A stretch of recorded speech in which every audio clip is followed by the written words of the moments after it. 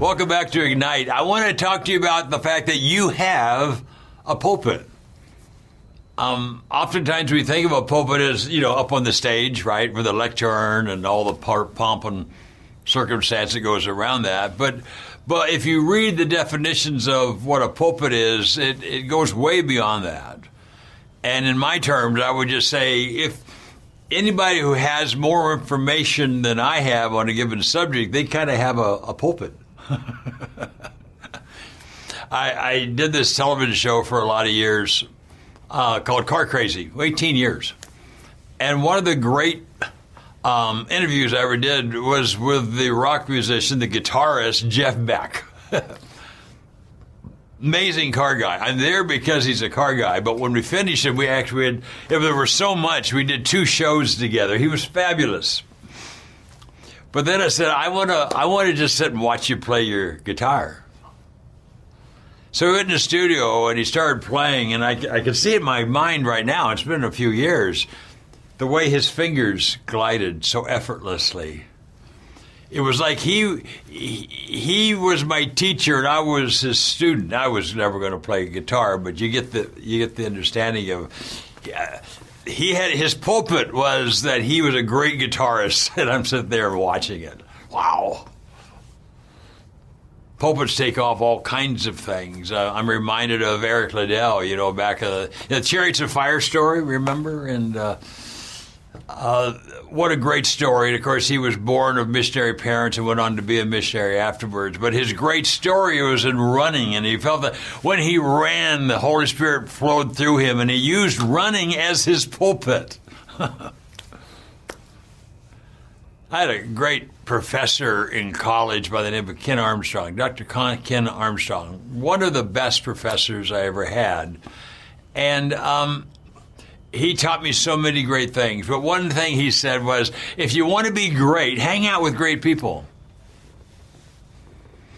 And do whatever you have to do to hang out with great people. Carry their bags, take up their trash, do anything. Just hang out with great people and you become great. Now that's... I guess there's some scripture in there somewhere. I don't know what it is, but it's a truth that works, and I have done that. And I've had many great people in my life that I have run to. I've known Dr. James Dobson. Jim Dobson and I have been friends since I was 14 years old, and he's been more than a mentor to me. He's been a rock to me. His life, he and Shirley both. They never changed, just as easy to be with as ever. With this loud voice and this unchangeable voice where nothing's going to change Jim Dobson. And I've watched that, and he has been a model for me in how I've lived my life and not to change. A lot of change going on right now. There's a lot of people that I hugely admired a few years ago that I will avoid now because of apostasy. There's a lot of crazy stuff going on. That's a whole other subject. David Wilkerson, the author of The Cross and the Switchblade, he founded Times Square Church at 51st and Broadway. I found that church with him. Close friends for 40 years. A prophet. He prayed every night for 2 or 3 hours a night. Every night for 40 years. We'd come home at night, it'd be 12 o'clock. Karen and I going to bed. He's going to pray. And this man knew God.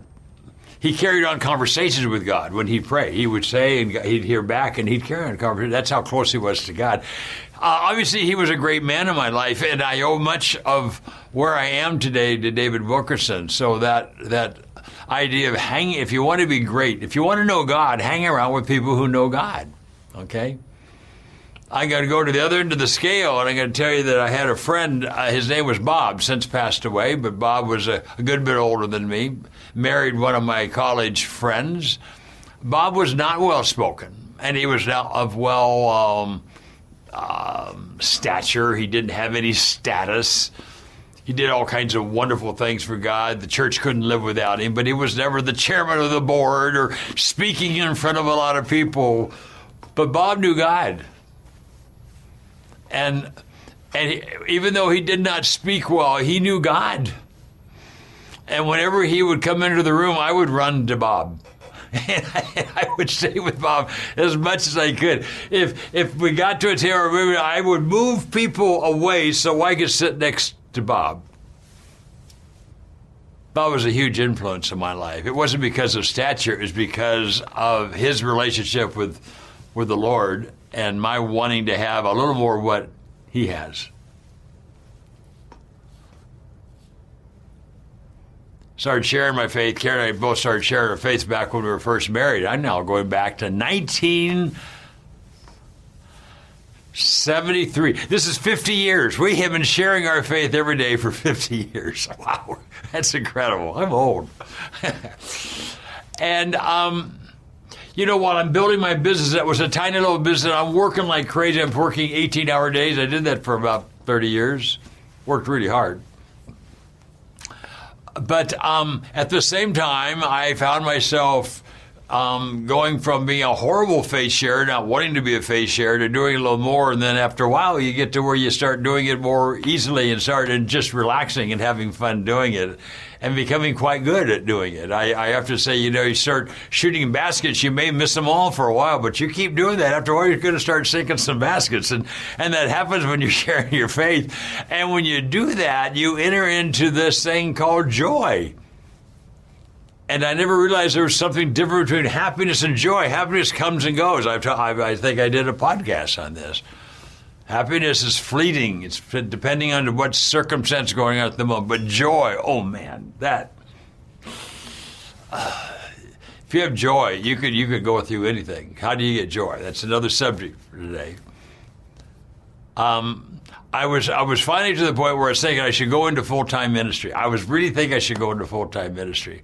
It was said to me so clearly. I just kept it because now I'm sharing my faith with gusto, you might say. Is that still a word we use? And you do it with energy and you look forward to doing it and results are happening and thinking, God, you're leading me into full-time ministry. And so I prayed the most fervent prayer of my life, saying, God, if you want me to go into full-time ministry, I'll leave my business. It will fail. There's nobody else to lead this little fledgling family business.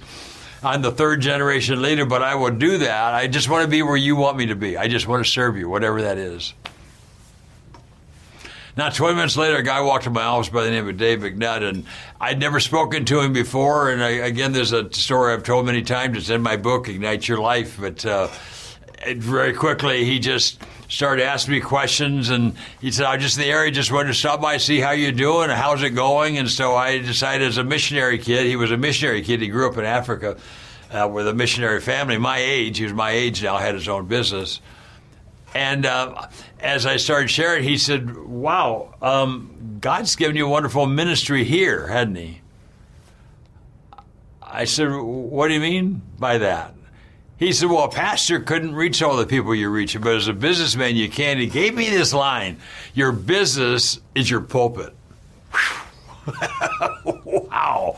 I never put together that the life that I'm now living is my pulpit. The life you're now living is your pulpit. Look around. There's people all around you who are lost. You're there. You have purpose. God has you right where he wants you. You may want to go somewhere else someday. I don't care where that is. I don't care if you're a young person and you're in a job you don't like right now. Right now, this is your pulpit. And if you honor him, recognizing this is your pulpit, you do that, you start living for his purpose, that he has all kinds of plans for you, and it just plays out. You know, it's never been easier than now to do that. I've been doing it. Karen and I have both been doing it now for 50 years, as I just mentioned. But you see yourself differently. I transition from seeing myself as a guy that sells car wax to a guy who's in ministry that God's using and using my business as my pulpit. And the more I did that, the more he blessed my business. And now we're the number one selling car wax in America. I mean, it's amazing how that's worked. But I didn't do it out of, fight and struggle and all that. Every meeting was, how do I lead everybody, whatever that meeting was, it's my own board meeting or it's at a huge retailer who I really need their business. I want to lead them closer to Jesus. This little thing of, what is it? This little light of mine, I'm going to let it shine. That's what we're called to do. It just happens that our little light right now is huge. Thank God we're in tragedy. We're in turmoil. The whole world's in turmoil. There's darkness everywhere we look. And this little light of ours shines bright. People don't expect us to be happy. They just don't. They just don't. And when they see happiness, and it's real happiness, real joy in us, they want what we have. And that's our pulpit. I don't care how menial a job you have. I don't care if you're living on the street. I don't care where you are. When you have joy, you can have joy no matter where you are when you know God is with you. You know God loves everybody on the street as much as he loves you and me. And how is he going to reach them unless he has Christians among them speaking to them?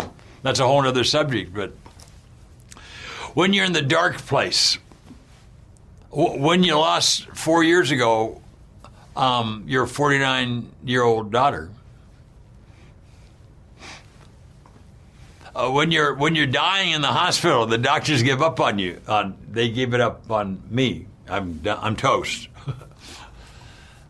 I mean, I still had joy. Nothing affected my joy. And I used the darkness. People now say, well, of course he's smiling. He's got a beautiful wife and business and cars. Of course he's smiling. If I had that, I'd smile too. Well, guess what? I'm talking about truths that I discovered in the midst of tragedy when I had no hope. I had a friend, her name was Ann, and she served the Lord all her life, but she was there. She's on her way to heaven. We came from a great Christian family. But she was also a businesswoman and did great things in business and all kinds of things, and even remarried.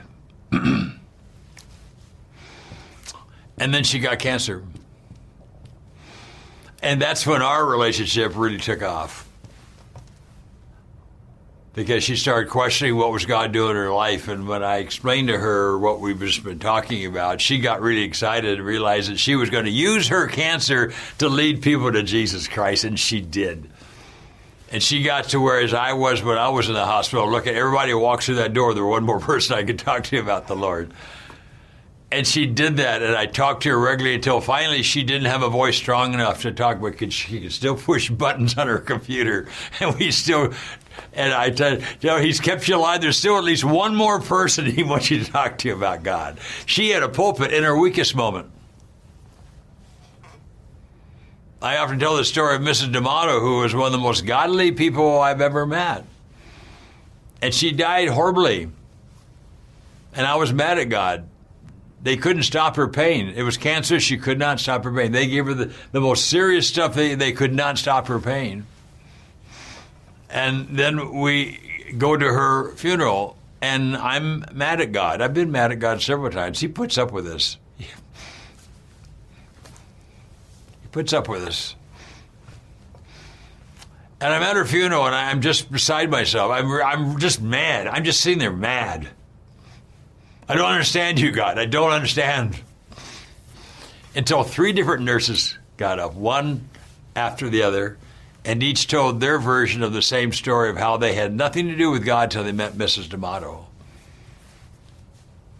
And they never met anybody who had so much pain, who had so much joy. And they each decided that God's real. I want what she has.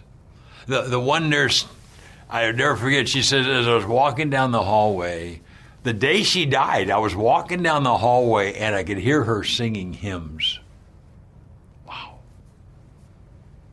So let's go back just for a second, then I'll end this. But, Romans 8:28, I love this verse. All things work together for good. From now until you get to heaven, God will make everything in your life work together for good as long as you love him and live for his purpose. The question is, what's good? Was that good for Mrs. D'Amato to have all that pain? You bet it was. Do you know when she got to the other side and she realized that God led 3 more people into eternity because of that momentary pain, and now she's going to be with them forever? Are you kidding me? Is she going to be doing backflips or what? See, God's definition of good is how many more people can I get into heaven because of you? And if I need to put you through some fire to get a few more people in heaven, that's to your credit. That's to your benefit. Wow. 100 years from now, I say it so often, it's probably more like a year from now. I don't know what it is. But it's safe to say 100 years from now, the only thing that's going to matter when you're in heaven. This is for Christian stuff. If you're a Christian, 100 years from now, the only thing that will matter when you're in heaven is how many people are in heaven because of your influence, because of your pulpit. Think about it. It doesn't matter how many bottles of car wax I sold or how many good things I did or built or it's hay and stubble. It means nothing. How many people are going to be in heaven because of your influence? If you right now, like most Christians, say none, guess what? You need to get busy. And now it's never been easier. Let me leave you with one last thought, and then I'm out. Can you imagine being in heaven and having a person walk up to you and say, because of your influence, I'm here? Think of it. Imagine having a person come up and say, because of your influence, I went to that church, I went to that service, I prayed that prayer, God rescued me and saved me and forgave me my sins, and I'm here today because of your influence. Wow.